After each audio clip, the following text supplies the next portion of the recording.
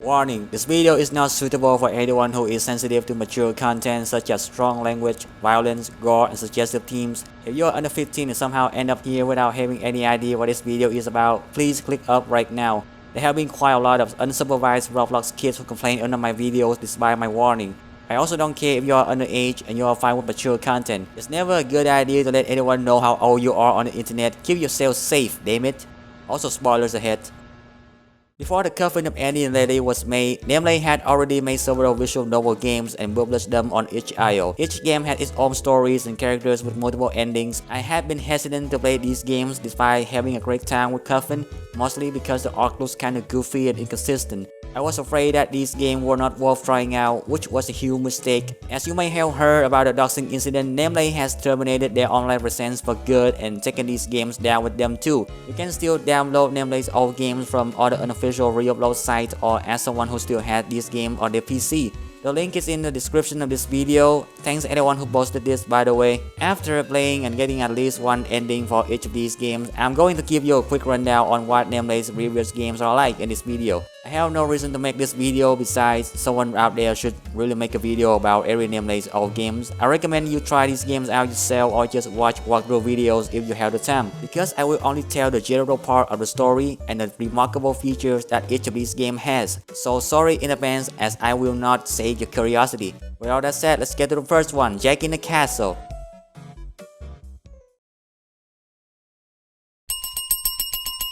This game was published on itch.io on March 23, 2019. A few months later that year, it was released on Steam with a whole new update and then delisted on Steam in 2022 for unknown reason. If I remember correctly, Nemlei said on the itch.io page that you should not play this game, probably because it was their first game ever and it wasn't good enough or something. Anyway, the story happens in Taupaxian where its king mysteriously went missing, and the main character, Marion, a random doll boy, is given the task of searching for the missing king by becoming a servant in his co-op castle. Because this game is named Jack in the Castle, you will meet Jack, the king's right-hand man, the clown who has been the temporary king for several months and is trying to keep everything in control. You will also meet other important characters like Bunny and Sylvester who have the same goal as Marion. You can choose to join them or just work on your own to figure things out. Depending on the player's choices, Marion and his friends will end up with various solutions from good to bad to deal with the case of the missing king.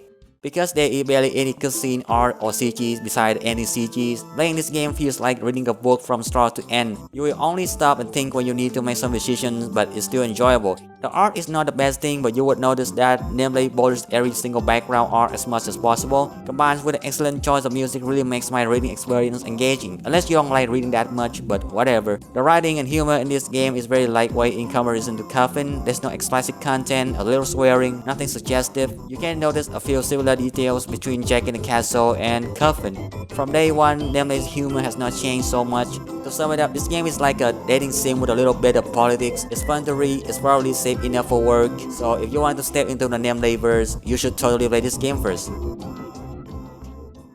Fuck out of here and go to the 1 year and a few days later, the second Nemlei's game was published on itch.io and its name is Divilethion.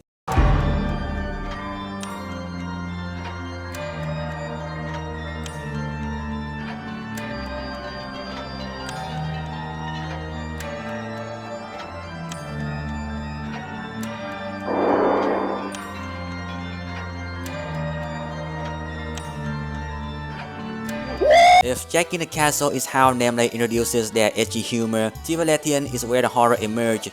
The story takes place in a village with no name in the middle of nowhere during the Black Death era, I think. This village is protected from the monsters of the outside world by a god called Divilethion. In exchange for its protection, the god marks random villagers as sacrifices. Those marked villagers will then be killed and their hearts will be offered to Divilethion. They also celebrate and have a party every time someone is sacrificed. The people who do the dirty job are the high priests, Randall, Anan, and Lynn, who is the main character of the story. Lynn is an expert in performing the ritual and is Divilethion's favorite pet. For a reason, Lynn also has a rather younger brother whose name is Merrill, and he is very against this murder ritual stuff. As you can guess, Lynn has a soft spot for his brother, and that's gonna be a problem later in the story. Divilethion has almost every theme that Coffin has, but it focuses more on demonic stuff and is incredibly shorter. It's really obvious why it's so short because Nemlei must have spent most of their time making this animation and cutscene art. This is what Coffin is lacking. Divilethion clearly has a code of representation on demonic ritual and human sacrifices thanks to this animation scene. It's just a field sprite floating here and there, but it looks better than just this.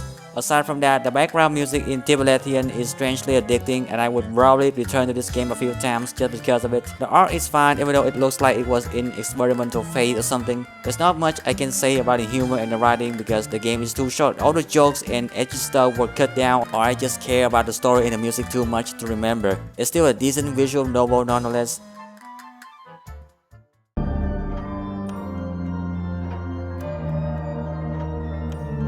Almost exactly 1 year later, beta half was published on itch.io and for some reason people really like this game. This is where it gets a little quirky. Beta half tells the story of a typical doomer, Theo, who wants to kill his depression so bad to the point that he resorts to asking for help from the mage downtown, Vivian, who suggests drugs, alcohol, and even coke. This guy is smart enough to know that using substances will make him feel better, but he refuses to go to therapy and instead gets his soul and body ripped in half by a black market shaman named Lua. Now there are two versions of himself, one is the happy Theo and the other is full of negative thoughts. This whole game is basically the Theos learning to accept themselves, self-improvement, and boys doing boys things. Eventually they will decide to merge back as one or just stay separate depending on the player's choices. On the other hand, the side characters Vivian, Lua, and his sister Tao have their own stories being told in the game as well. They introduce cannibalism, improper handling and disposal of dead bodies, illegal experiments that involve poisonous drinks, and humans as test subjects, and the soul problem. Sounds familiar, right?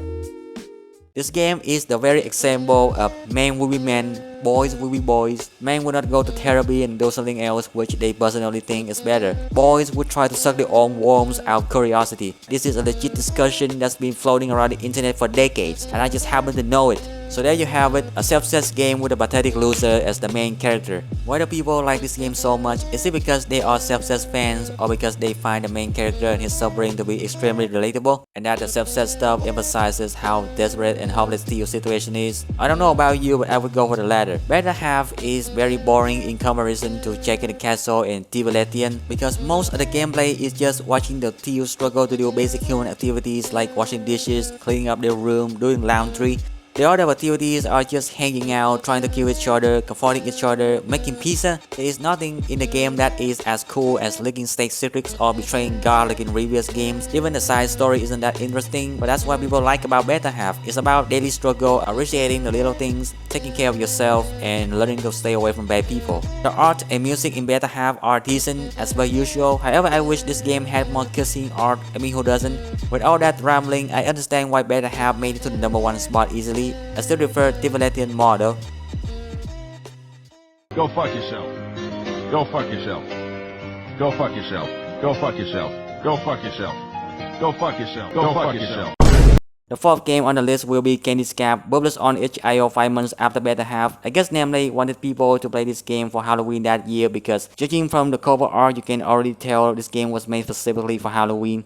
Suppose that Halloween is your mother's birthday, she tells you to go collect the candies and also get her a present. If you fail to do so, then something really bad is gonna happen to you. And that's the story of Scabs. However, your mother is this mythical abomination that is called the Void, and you are slapped, a creature who is called as Nightmare. There are many other nightmares like you, and everyone is told to get candy or get killed by the Void on Halloween. So you and your nightmare buddy as her travel to the human world to get the stuff and also make some friends along the way who will greatly benefit you. But it's up to you to choose what you should do to this little tooth fairy.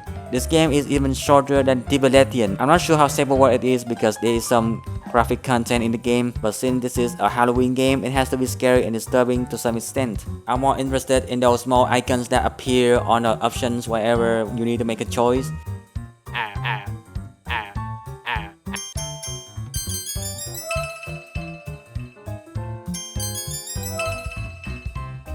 You can also notice a few small details in this game that were then reused in Coffin. The most notable thing about Scabs, as you can see, is the art. The music is good too, but you will only get in the mood when it's Halloween, I guess. Meanwhile, those backgrounds are pleasing. The characters' sprites are still a little rough, but you can certainly see the improvement. The art really carries this whole game and it manages to stay at third place.